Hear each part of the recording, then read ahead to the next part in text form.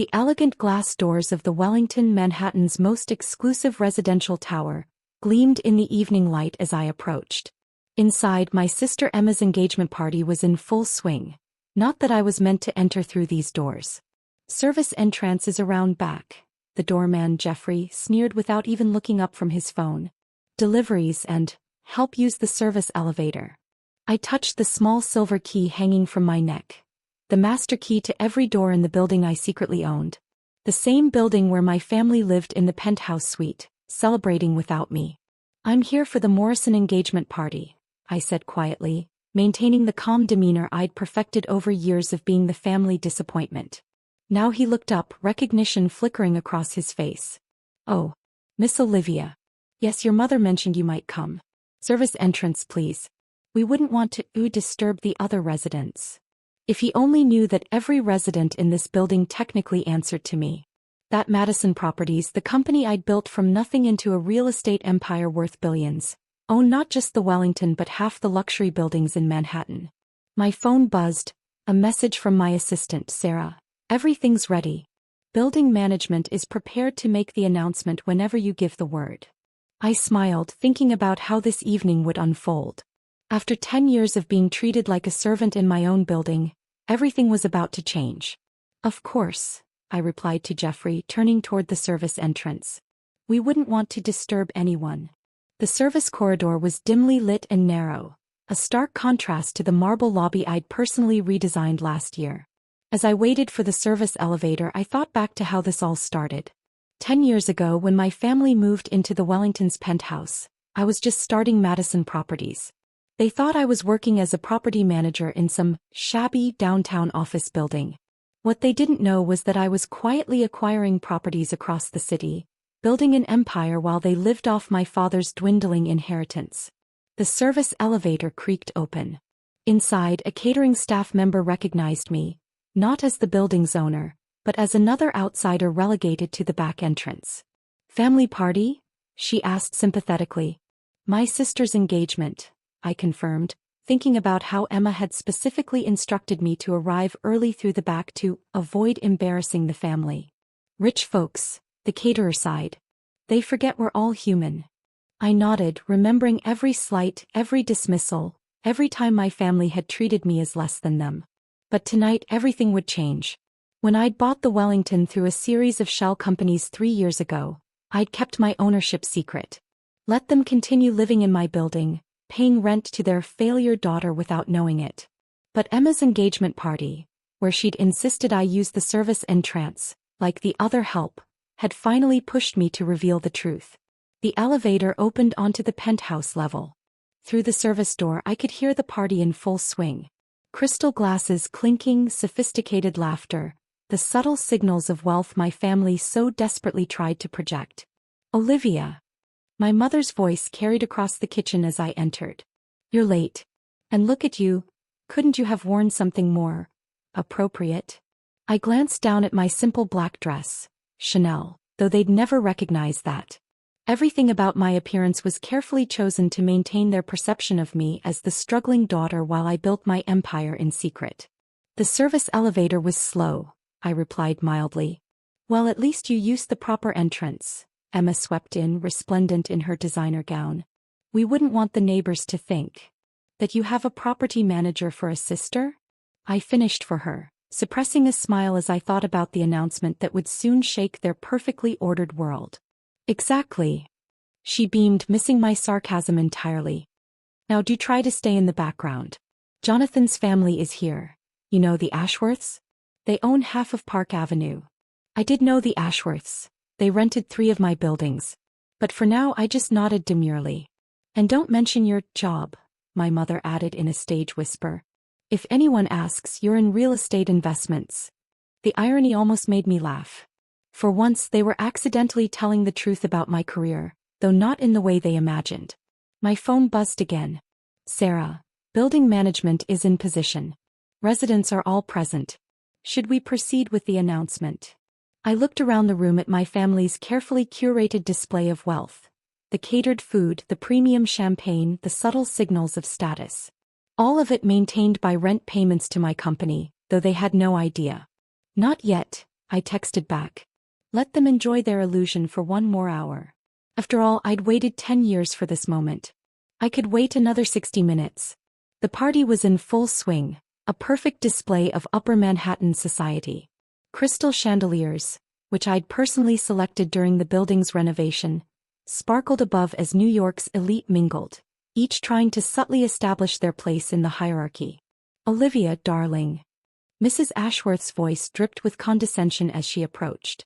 Emma tells me you work in property management? How quaint. I sipped my champagne, thinking about the lease renewal sitting on my desk for her family's Fifth Avenue apartment. Yes, I handle some real estate matters. Oh, like a building superintendent? Jonathan, Emma's fiancé, joined the conversation. Emma mentioned you work in one of those downtown buildings. Must be interesting. My sister beamed at him, clearly pleased with how he'd put me in my place. If they only knew that the downtown building was Madison Properties headquarters, a 40-story tower I'd acquired last year. Speaking of buildings, Mrs. Ashworth continued, did you hear the Wellington was sold recently? Very hush-hush. Some mysterious buyer through a shell company. Makes one nervous about who owns these places nowadays. I caught Sarah's eye across the room. She raised an eyebrow, questioning if it was time. I gave a subtle shake of my head. Not quite yet. Olivia. My father's voice boomed across the room. Stop bothering the Ashworths with your shop talk. Perhaps you could help the caterers? You have experience with that sort of thing. The room tittered with polite laughter. I watched my mother beam with approval at how smoothly they'd dismissed me. My phone buzzed. A message from my legal team. Lease audits complete.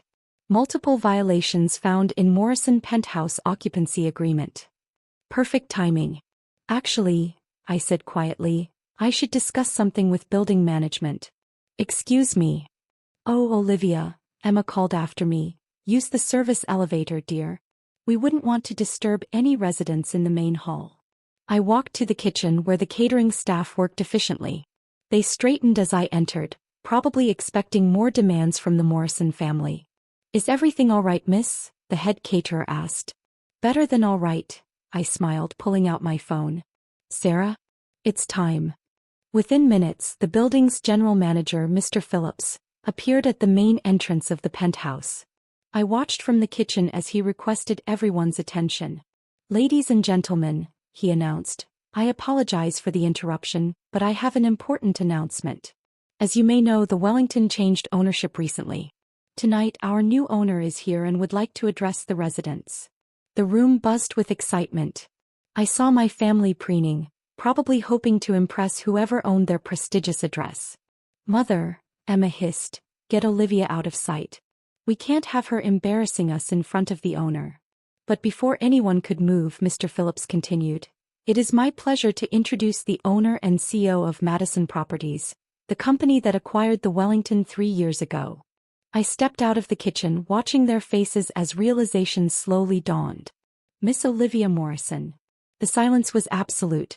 Crystal glasses froze halfway to lips. Conversations died mid-sentence. And my family, my status-obsessed, appearance-driven family, stared at me like they'd never seen me before. This is a joke, Emma finally managed. Olivia works in property management. In some downtown building. Yes, I agreed, walking to the center of the room. I do work in property management. As the owner and CEO of Madison Properties, I manage quite a few buildings. Including this one. That downtown building? It's my company's headquarters. Mrs. Ashworth's glass slipped from her fingers, shattering on the marble floor I'd imported from Italy. But you can't. My mother stammered. You use the service entrance. Yes, I said quietly, I do. Because you insisted on it. Just like you insisted I was a failure, that I would never amount to anything, that I should stay in the background to avoid embarrassing you. I pulled out my master key, letting it catch the light. Would you like to know what else I own? The Ashworths building on Fifth Avenue. The Clayton on Park. Half of the luxury residential towers in Manhattan. Jonathan stepped forward, his face pale. The mysterious buyer. The shell companies. All me, I confirmed. While you were all measuring status by what floor you lived on, I was quietly buying the buildings. Floor by floor. building by building, creating an empire while you sipped champagne and looked down on the help. The room erupted in chaos. Residents suddenly remembering urgent appointments.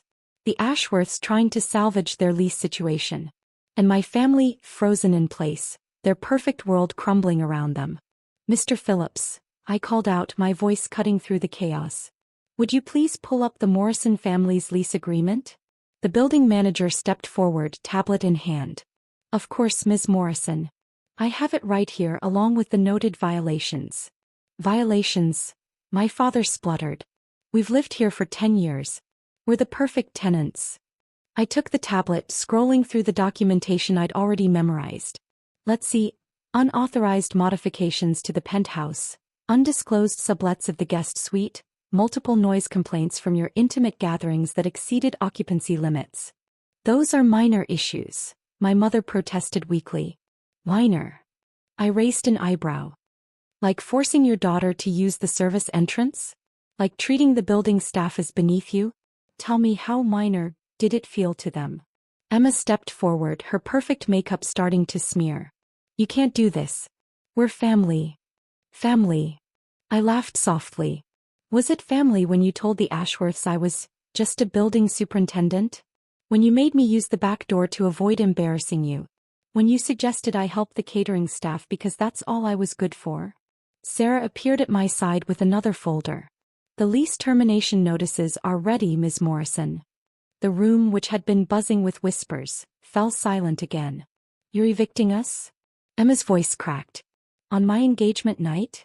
"No," I replied calmly. "I'm giving you a choice. You can stay, under new terms.